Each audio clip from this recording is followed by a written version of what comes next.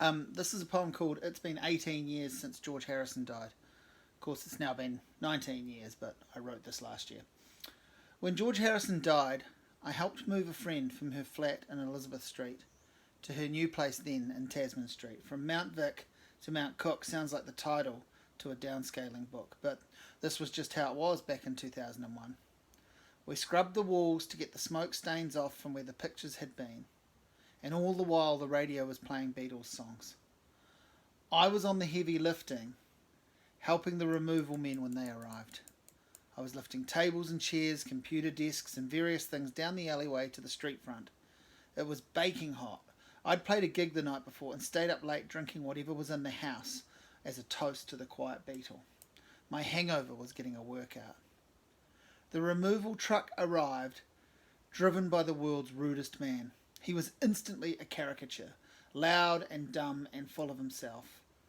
And his truck was in the middle of the street, a one-way road. He figured everyone could wait because he was on a paid job. And when he did grudgingly move the truck, he backed it into someone's car. A neighbour popped his head in to say he had seen what had happened. The moving man stuck his neck out to tell the man to forget what he saw if he wanted to keep all his fingers. Then there was a car of women beeping, trying to tell this man to move. I was head down and just bringing out the loads of stuff, but I said at one point that maybe he ought to move his truck. He laughed maniacally and then went to meet the woman in the car. He bent down, leaned in, and hoiked a giant spit right into the face of the driver. His co-worker laughed, then corrected himself, shook his head, was mortified, and he asked the lunatic, "Why did you do that?" The meathead replied, "It was, quote, the dirtiest thing I could think to do." The radio belted out "I Me Mine" and "Here Comes the Sun" and "Taxman" and "While My Guitar Gently Weeps," all those great George Harrison penned Beatles songs.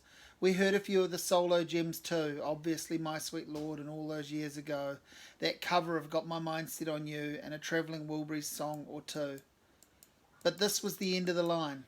A guy spat in a woman's face because he couldn't be bothered to move his truck, because he was sure that he was the boss, because he knew he was large and, if not in charge, he was still the king, at least of anything that mattered in his world.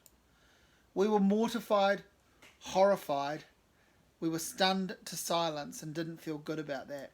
We had a story, a weird story, and it's one we'll always have. Me and the friend I helped move that day were married a few years on. We've moved houses a handful of times since that occasion. We've streamlined all we can, but the mess continues to grow. The stuff we don't need builds up around us. And we have a son now that wants to know any story about the Beatles that we can think of. One day, he can read this and make of it what he will.